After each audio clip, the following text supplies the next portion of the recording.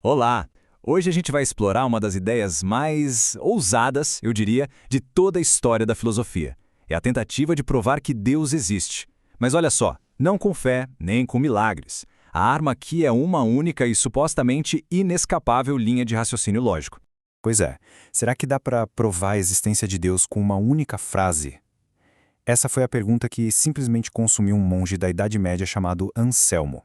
E ele não só acreditava que a resposta era sim, como a busca dele por essa prova acabou criando um debate que, olha, já dura quase 1000 anos. Então vamos refazer esse caminho do Anselmo. Primeiro, vamos entender o que motivou essa busca dele por uma prova perfeita. Depois, a gente vai olhar de perto para a definição genial que ele criou. Aí vamos ver a lógica que ele construiu, como ele se defendeu dos céticos e, por fim, por que esse argumento, estando certo ou errado, continua fascinando todo mundo até hoje. Tudo isso começa não com o argumento em si, mas com a mente por trás dele. Santo Anselmo de Aosta. O Anselmo não era só um homem de fé, viu? Ele era um dos maiores intelectuais da sua época. Ele viveu num tempo em que a razão estava voltando com tudo e o grande projeto da vida dele era mostrar que a fé não precisava ter medo da lógica. Na verdade, ele achava que a lógica podia ser o maior alicerce da fé. Em um dos seus primeiros trabalhos, o Anselmo já tinha apresentado uns argumentos para a existência de Deus. Só que ele se sentia insatisfeito. Aquelas provas partiam do mundo, sabe? Olhavam para as árvores, para as estrelas, e daí tentavam chegar em Deus. Ele queria algo mais direto, mais puro. Uma prova que não dependesse de nada do mundo exterior, só do próprio conceito de Deus. E aqui, nas palavras dele mesmo, a gente vê o tamanho da ambição. Ele não queria vários argumentos. Ele queria um único argumento. Um que se bastasse, que provasse a existência de Deus de um jeito que não desse para refutar, usando só a força da razão. Nada mais. E dizem que depois de muito quebrar a cabeça, quando ele já estava quase desistindo, a ideia finalmente veio.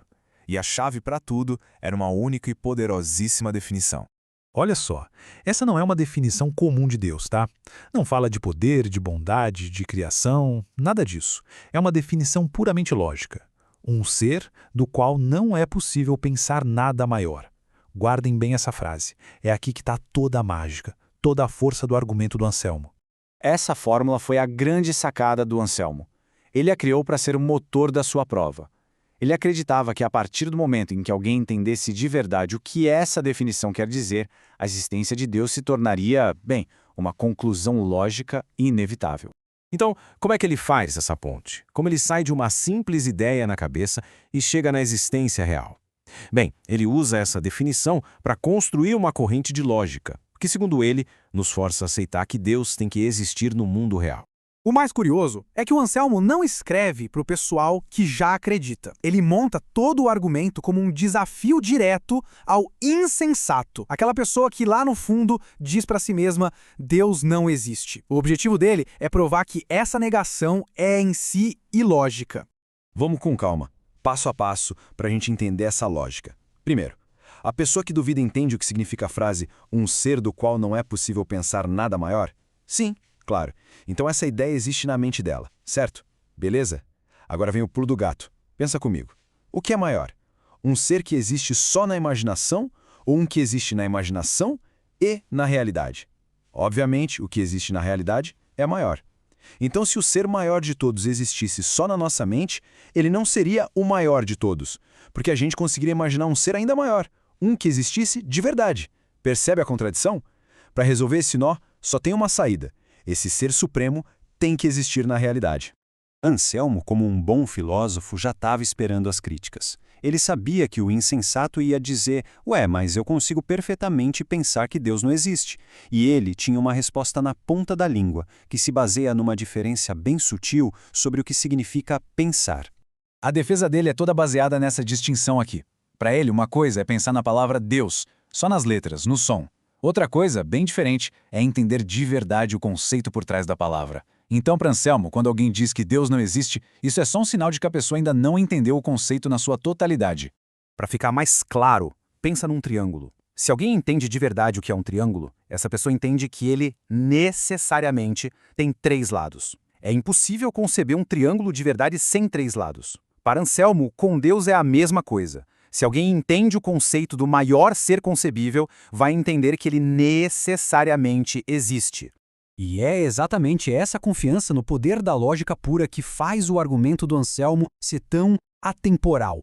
É o que garante o lugar dele nos debates de filosofia até hoje.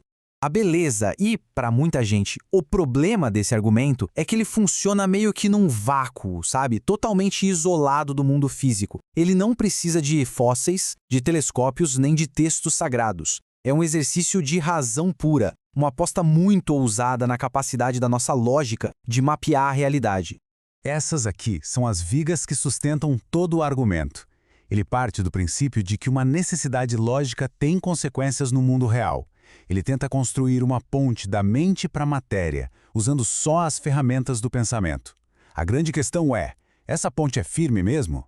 Como disse o filósofo Etienne Gilson, mesmo que a gente rejeite a prova, é difícil não admirar a visão do Anselmo. Tem algo muito poderoso nessa ideia de que o próprio conceito de um ser absoluto, pela sua natureza, meio que exige a sua própria existência. No final das contas, o argumento de Anselmo nos deixa com essa pergunta. Uma pergunta que ecoa há séculos. A lógica é só uma ferramenta para a gente organizar as ideias na nossa cabeça, ou ela pode, de fato, revelar o que precisa existir no universo? A resposta, quase 1000 anos depois, continua em aberto.